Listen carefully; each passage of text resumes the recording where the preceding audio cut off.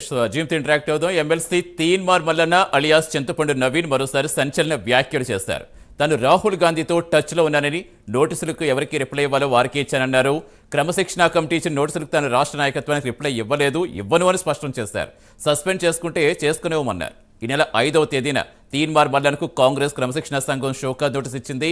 వారంలోపు ఎవరైనా ఇవ్వాలని నోటీసులు తెలిపింది. విచారణకు ఈ రోజే చివరి రోజు కావడంతో ఆయన చేసిన ఈ వ్యాఖ్యలు చర్చనీయాంశంగా మారాయి. ప్రస్తుతం అజీం ఫీల్డ్లో సిద్ధంగా అజీం, అసలు ఏం జరుగుతోంది తెలంగాణ కాంగ్రెస్లో? ఎందుకు ఇవ్వడంటారు? ఇక్కడ నాయకత్వానికి ఎక్కడైనా సరే ఇచ్చింది, రాహుల్ గాంధీకి ఇచ్చే బదులు ఎక్కడిస్తే ప్రాబ్లం ఏమొచ్చింది? అసలు ఇంకా నవీన్ ఏం చెప్తున్నారు?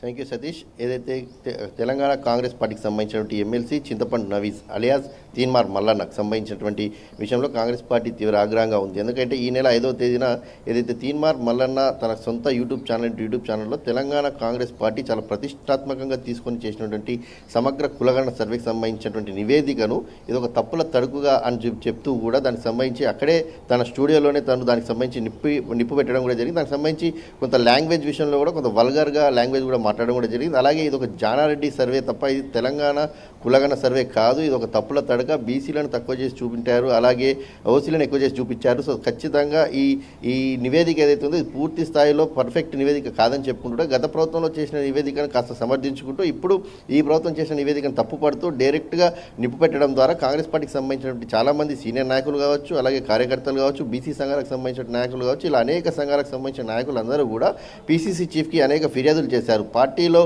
ఉంటూ కూడా పార్టీ ప్రతిష్టాత్మకంగా తీసుకున్నటువంటి నిర్ణయం, ఈ నిర్ణయం కూడా కాంగ్రెస్ పార్టీకి సంబంధించినటువంటి ఏఐసీసీ అగ్రనేత, లోక్సభ ప్రతిపక్ష నేత రాహుల్ గాంధీ తను పాదయాత్ర చేస్తున్న సమయంలోనే భారత్ జోడో యాత్రను చాలా స్పష్టంగా చెప్పారు. 1931 స్వతంత్రానికి కంటే ముందే ఏదైతే కులగణన జరిగింది, సో దేశం మొత్తం కూడా కులగణన జరగాల్సిన అవసరం ఉంది అని కూడా చెప్పుకుంటూ వచ్చారు. ఇందులో భాగంగానే తెలంగాణ కాంగ్రెస్ పార్టీ అధికారంలోకి వచ్చిన వెంటనే ఏదైతే దీనికి సంబంధించి ఒక జీవో తీసుకొచ్చి క్యాబినెట్లో ఆమోదం తీసుకొచ్చి ఒక సర్వేను కూడా ఏదైతే చేయడం జరిగింది. సందీప్ సుల్తానీ ఆధ్వర్యంలో ఏదైతే ప్లానింగ్ డిపార్ట్మెంట్ సంబంధించినటువంటి ప్రిన్సిపల్ సెక్రటరీ సందీప్ సుల్తానీ ఆధ్వర్యంలో సుమారు పెద్ద ఎత్తున ఈ సర్వేని 50 రోజుల్లో పూర్తి చేశారు. ప్రతి కులానికి సంబంధించి కాబట్టి పాపులేషన్కి సంబంధించి ప్రతి ఇంటికి కూడా తిరిగారు. సుమారు ఒక 16 లక్షలకు సంబంధించినటువంటి పబ్లిక్ మాత్రమే సర్వేలో పాల్గొనలేదు. కొంచెం మంది ఇంట్లో లేకపోవడం కావచ్చు, మరి కొంచెం మంది ఈ సర్వేకి సహకరించకపోవడం కావచ్చు. సో ఓవరాల్గా చూసుకున్నట్టయితే 96.9 అంటే సుమారు 97% ఏదైతే సర్వేని కూడా తెలంగాణ ప్రభుత్వం పూర్తి చేసిందని కూడా చెప్పుకుంటూ వచ్చింది. దీనికి సంబంధించిన పూర్తి క్లారిటీ లెక్కలతో సహా కూడా చెప్పుకుంటూ కూడా రావడం జరిగింది. ఎస్సీ, ఎస్టీ, బీసీ, మైనార్టీకి సంబంధించిన ప్రతి ఒక్క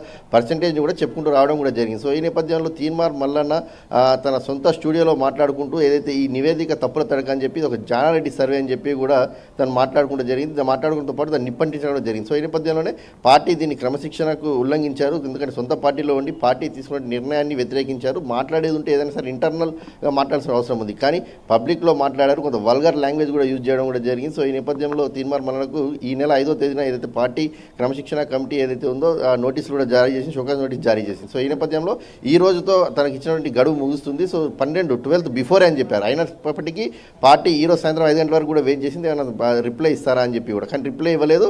పైగా మనం మాట్లాడే ప్రయత్నం కూడా చేసాం. మాట్లాడే ప్రయత్నంలో భాగంగా కూడా నేను ఎవరికైతే రిప్లై ఇవ్వాలో వారికి ఇప్పటికే రిప్లై ఇచ్చాను. సో నేను ఎవరికి సమాధానంగా ఉంటానో వారికే సమాధానంగా ఉంటాను. ఇక్కడ ఉన్నటువంటి జానారెడ్డి చేసిన సర్వేకో లేకపోతే టీపీసీసీ క్రమశిక్షణ కమిటీ ఉన్నటువంటి రెడ్డి ఏదైతే చిన్నారెడ్డి గారు చిన్నారెడ్డిని కూడా తను విమర్శిస్తున్నాయి. ఒక రెడ్డికి నేను ఇవ్వను, ఎందుకంటే ఇచ్చినట్టు ఒక బీసీ సమాజం మొత్తం కూడా తలదించుకునే విధంగా ఉంటుంది. సో ఖచ్చితంగా నేను ఏ సమాధానం ఇచ్చినా నేను ఖచ్చితంగా పైన హైకమాండ్లో ఎవరికి సమాధానం ఇవ్వాలో వారికి సమాధానం ఇప్పటికే ఇచ్చాను. సో నేను రాహుల్ గాంధీ లైన్లో పార్టీ లైన్లోనే ఉన్నాను కాబట్టి పార్టీ చూసుకుంటుంది. సో నేను ఎక్కడ కూడా తప్పు మాట్లాడలేదని చెప్పి కూడా తీన్మార్ మల్లన్న చెప్పుకుంటూ వస్తున్న నేపథ్యం మనకు కనిపిస్తుంది. సో ఓవరాల్గా తీన్మార్ మల్లన్న చేసిన వ్యాఖ్యలు పార్టీలో దుమారాన్ని రేపాయని చెప్పుకోవచ్చు. ఎందుకంటే అనేక సంఘాలు కావచ్చు, పార్టీలో ఉన్నటువంటి మినిస్టర్స్, ఎమ్మెల్యేలు, అలాగే సెకండ్ క్యాడర్ నేతలంతా కూడా మల్లన్నపై తీవ్రంగా ఆగ్రహం వ్యక్తం చేశారు, ఫిర్యాదులు కూడా ఇచ్చారు. సో దీనికి సంబంధించి జానారెడ్డి సైతం ఇంటర్నల్గా కూడా కొంత ఆవేదన చెందారు. ఒక పార్టీకి సంబంధించిన సీనియర్ నాయకుడిని తనకు సలహాలు ఇవ్వమంటేనే నేను సలహాలు ఇచ్చాను. ఏదైతే ఏసీసీ అధిష్టానం మేరకు పీసీసీ రాష్ట్రకు సంబంధించిన పెద్ద నేతలకు సంబంధించినటువంటి సూచనల మేరకే మీరు పార్టీలో ఎంతో సీనియర్ అనుభవజ్ఞులు, సో ఖచ్చితంగా మీ సలహాలు సూచనలు అవసరం పడతాయని వారు పిలిచినప్పుడే నేను దానికి సంబంధించినటువంటి